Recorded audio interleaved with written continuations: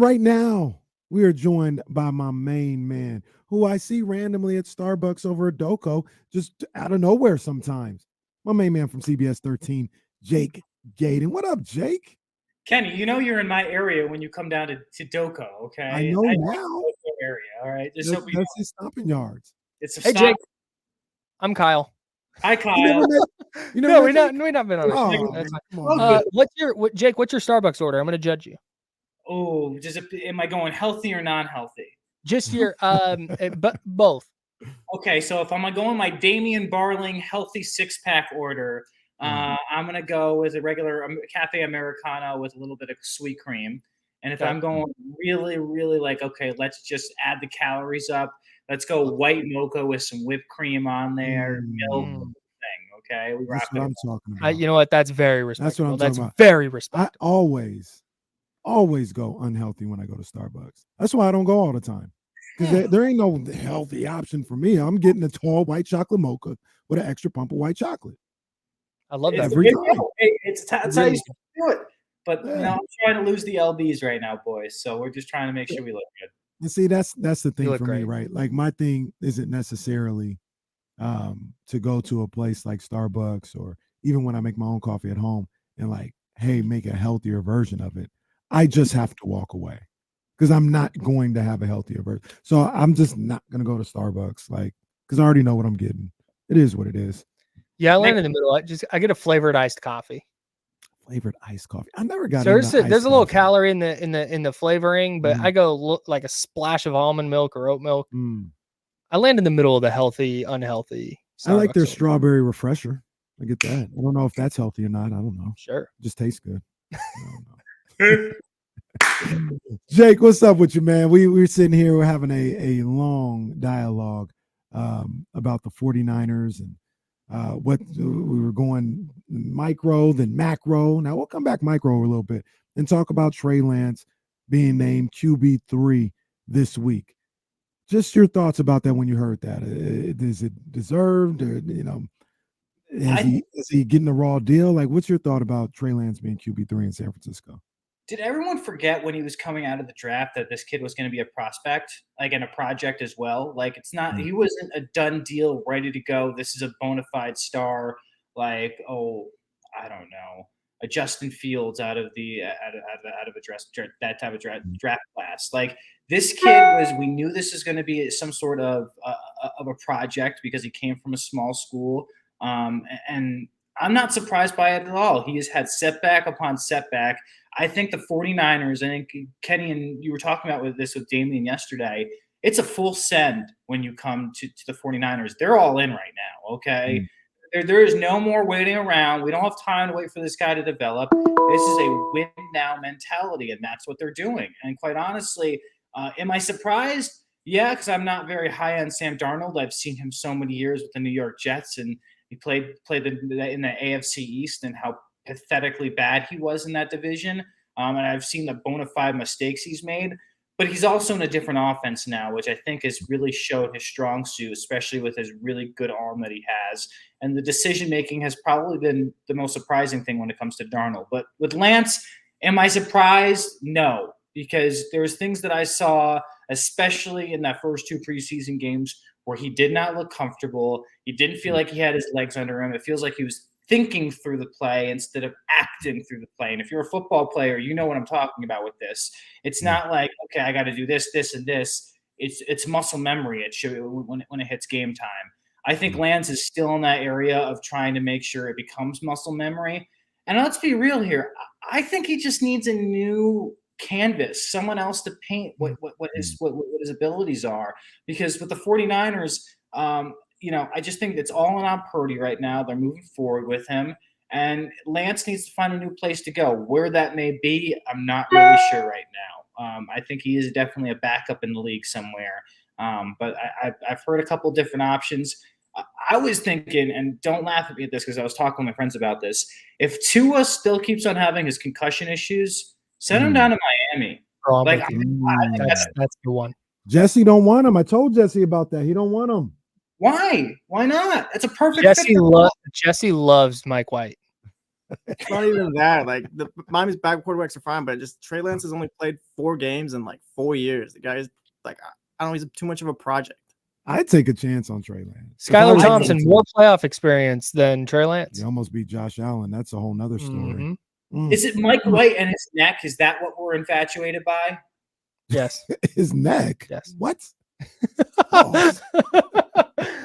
Do you think I'm interested in where you land on this, Jake, because I'm of the mind that, you know, people keep saying the 49ers botched this. They mishandled Trey Lance.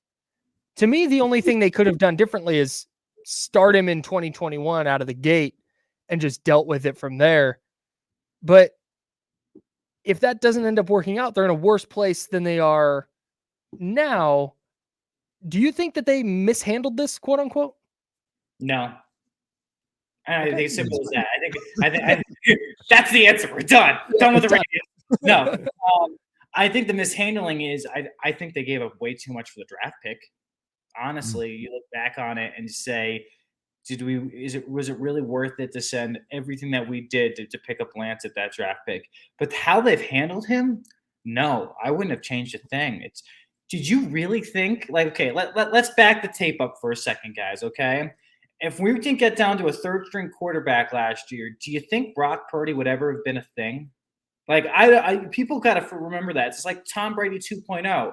You know, do you think that if Lance didn't get hurt and Garoppolo didn't get hurt, we're in this situation right now? No. If Lance stayed healthy all of last year and Garoppolo stayed healthy all of last year, I think you have possibly Lance competing for that starting role this year. Right. But because he had another year of setbacks and another year of injury and trying to figure everything out, and Purdy became this star, this bona fide star who actually probably fits in Shanahan's offense better than Lance, then no, again, everything happens for a reason, fam, okay? And the reason for Brock Purdy becoming the starting QB was because of the injuries last year. There's nothing you could have changed in the progression of Trey Lance. Trey Lance got dealt a bad book of cards when it comes to the 49ers, and now I think he has to go to someplace else to realize his true full potential. And it's interesting you bring that up, too, because I think that's something that gets lost in all of this with Trey Lance. It's an unfortunate situation that almost, I don't want to say completely, almost nothing to do with him. And what I mean by that is, if Brock Purdy was just average in his time being the starting quarterback, or the Niners fell off a cliff, we wouldn't even be having this discussion. Trey Lance will probably be slotted in as number one. Maybe they'd bring Darnold in to like compete with them or something like that. Maybe. But this whole thing isn't necessarily because Trey Lance is just this horrible quarterback. It's because Brock was that good. Sure. Like that's I think the crux of all this. Because like I said, if Brock wasn't as good as he was at the end of the season last year, I think, like you just said, Jake, we're probably even if he loses the job, we're having a discussion. He's going to be battling for QB1. Trey Lance is not QB2. The fact that, hey, Brock was that dude. He what did Kyle say? He's the real deal. Like that sent everything down the pecking order a little bit more. And second quarterback, third quarterback, all this other stuff. The bottom line is, ideally, we hope none of these people see the field. They hope it's all Brock Purdy the entire year. Question for you guys, though. Who do you, if they do trade Lance, what are you getting back in return? Because that's the debate in my group chats right now of what are you getting back for a guy that really hasn't proven himself but still has a limited potential that you possibly you can tap? Nothing that's more valuable to the 49ers than having him as QB3. To me anyway. A conditional 6th round pick does nothing for them. Whereas having Lance as QB3 could conceivably land you where you wanted to be when you drafted him in 2021 if he winds up getting to start a few games. So unless they're getting a player back for him or a mid-round pick, but I don't, if that was there, I think it would have happened already. So I don't know.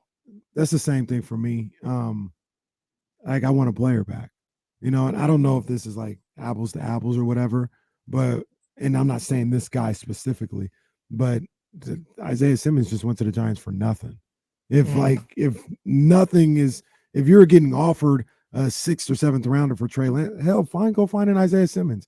And if you have to trade him for somebody like that, somebody that could help you today. I don't really need a 6th or 7th round pick, although it seems like the Niners might have found somebody again in the 6th or 7th round with Ronnie Bell. Wild. But they do really good around that time. But I'm with you. I'm not moving him right now. This year, going into this season. Yeah, unless a crazy offer materializes. Exactly. And the only reason, that's what I say, the only reason I would is if I get a player in the trade that I feel might be able to help me this season. That's the only thing I'm doing it for. We'll see a quarterback go down the first 6 weeks, and then it will heat up again. Guaranteed. Right. Yeah. It's not going to be a smooth transition to Sam Darnold, at least from a media standpoint. Jake, I want to ask you, you said something I thought was really interesting earlier. You said that Brock Purdy is a bona fide star. You're that sold on him after what you saw last year? Yeah. He's got this offense cooking right now. I think everything that I've heard from 49ers training camp and everything that I've heard about the kid before he came into the league. Okay, so for a little background, I don't know how much you guys know this. So I lived in Arizona for 4 years. I went to school there, and Purdy is a Phoenix native, right? He came from there before he went to Iowa State. So I've seen him and his brother play when he was in Arizona. I remember how he led his team in Arizona and how just everyone was infatuated with him. He's a football dude.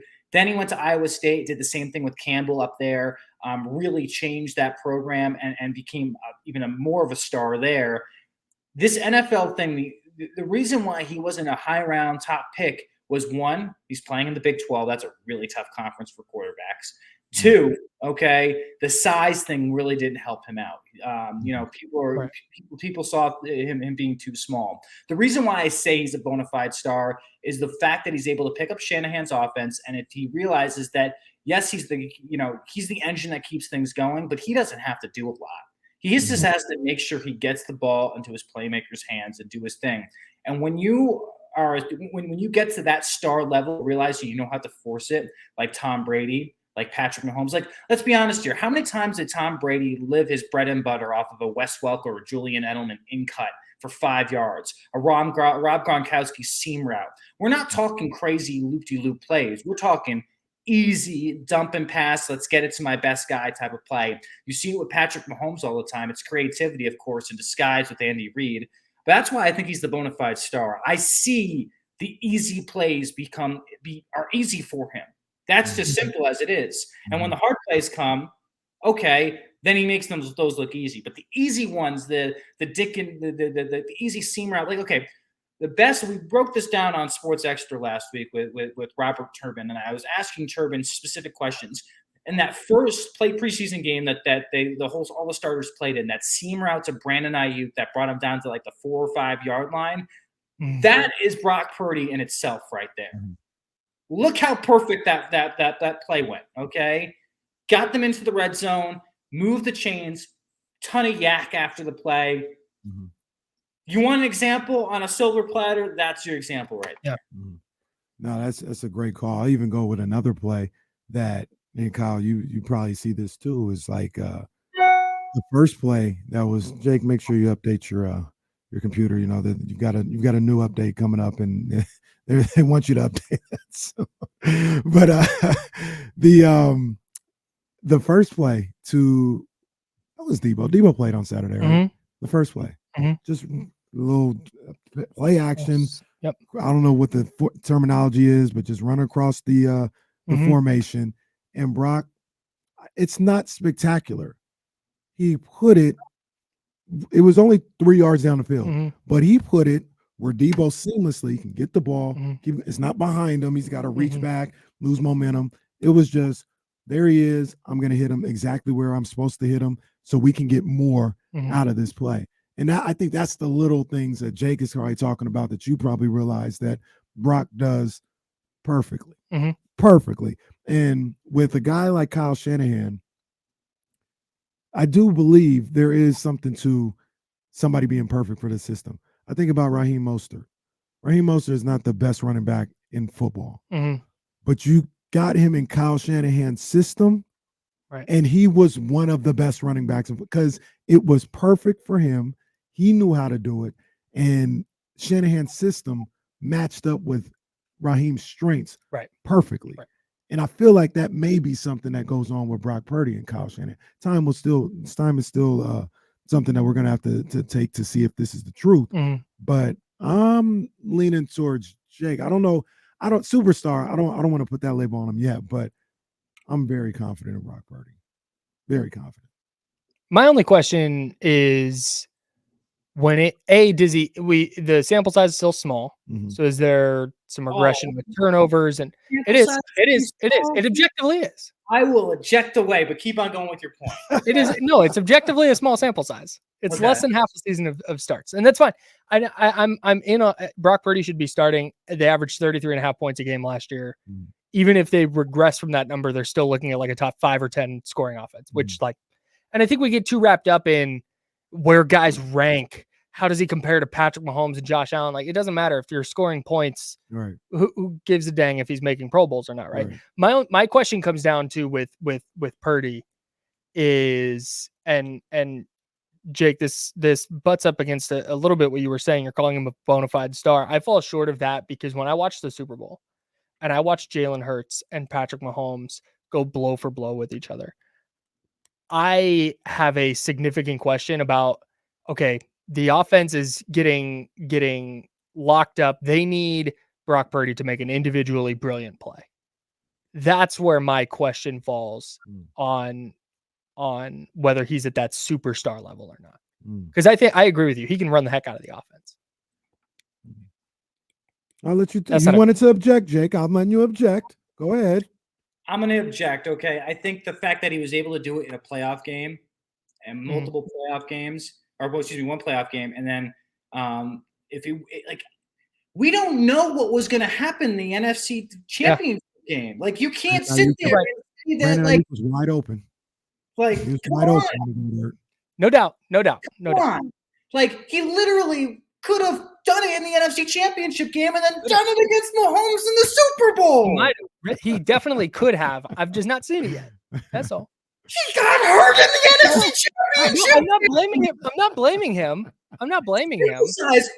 A sample size is like 4 games, okay? The Denver Broncos gave Drew Lock the starting job 2 years ago after having a sample size of 5 freaking games, okay? That's all you need in the NFL. You don't need – he got 7 games last year. This kid is legit. Like, you can't make this up. And it's not like he was playing – like terrible teams each week. He was playing good defenses. You're telling me that Seattle defense was bad in the NFC divisional round game? That was just a slouch of a defense? Come on, Kyle. Work with me on this, my guy, okay? Work with me on this. The sample size. Great introduction for you two. This is phenomenal. No, I don't want to come across like I said, I am on board. Like, Purdy should be starting. I think in every way, I think that he might regress. I think you also have to factor in, but hey, maybe he'll get better in X, Y, and Z areas too. So, like I said, no doubt. And he erased any question I had about returning to play and whether he was going to be a little antsy or uncomfortable in the pocket because of his elbow. Erased all that for me. I just, like I said, when it comes down to, okay, you know what? Hey, Debo is not having a great game and they're doubling Brandon Ayuk and George Kittle's banged up. Brock, you got to go be that guy. That's fun. Like, there are so many quarterbacks and that's not a knock. That's not a negative. It's just something that I haven't seen yet. And I would like to see that. I'm not dragging the kid. Kyle is not dirty for Purdy. Okay, he's not dirty for Purdy. Okay, he's saying he's not a believer. He's a believer. He just needs to believe a little bit more. But no, I just want to see it. See a little bit more. I understand. That's all. Jay Gadon, CBS13, with us here on D-Lo and KC. Kenny Caraway, Kyle Madsen filling in for Damian Barley, and. You know, I talk about this often. This is like one of the running jokes on the show. But the time where I was like, oh, yeah, he just has a feel for the game is in Seattle. I've talked to you about this before plenty of times, Kyle. In Seattle, short week. The second touchdown to Kittle. He's in the pocket. He's going through his reads, and he just does. I'm gonna stand up for the video audience and do it. This He's is just great. in the pocket. He's just looking, and then he just moves here, gets a better angle and throws. That's a feel. That's a feel. That's not. He wasn't taught to do that. I feel like you guys are trying to talk me into Brock Purdy. I'm in already. That's a feel. I think he just has a feel for the position. I think he's just got a feel for the position. The one that jumps out to me, Jake, you're gonna love this. The one that jumps out to me is the one against Tampa Bay where he did the little bootleg to the right, and I think it was Joe Tryon. Is that his name? The defensive end was right in his face, and he just spun out and threw that little sidearm to Debo on the sideline. It's like, all right, that's a nice little play. That little second reaction play. That's nice. I can't wait to see. But to both of you guys, I can't wait to see what he ends up being this year. Because I understand Kyle's point, and once again, Kyle is, I think he believes in Brock to a certain degree. He just needs to see it. I do. There are other people who are like, that was just a small sample size. Like, he's probably not that dude once they get book on him. And then there's guys like myself and Jake. I'm interested to see what happens because I don't know. I think I know, in the words of Jamora. I think I know, but I really don't know. I can't wait to see it.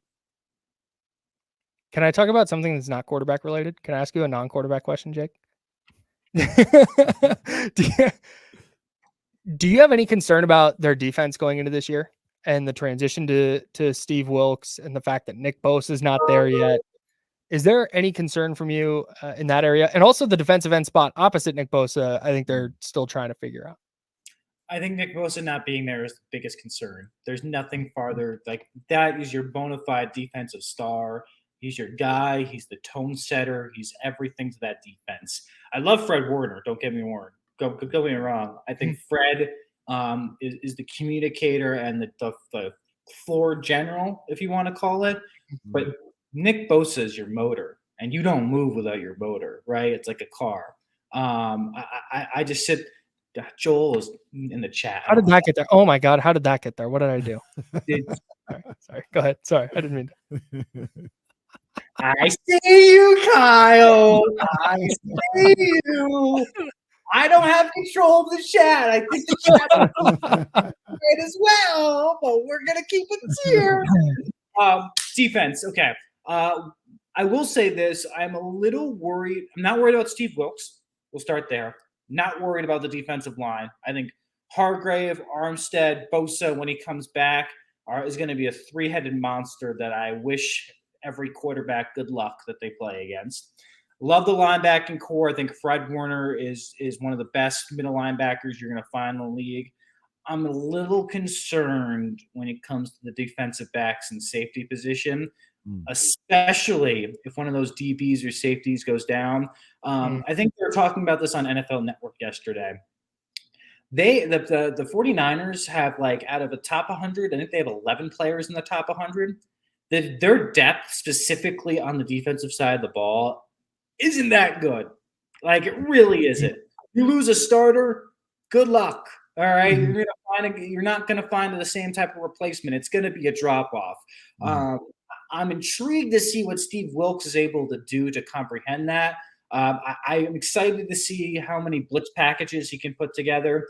I'm also excited to see what he's going to do with this nickel package. He keeps on saying he's experimenting with different guys. The nickel package is going to be interesting to see what he puts together with that. But defensively, my biggest concern is Nick Bosa, and this guy needs to be at camp on Monday. No ifs, ands, or buts. Otherwise, he's missing a few NFL games. My main man, Jake. There you go, Jake. There we go. We got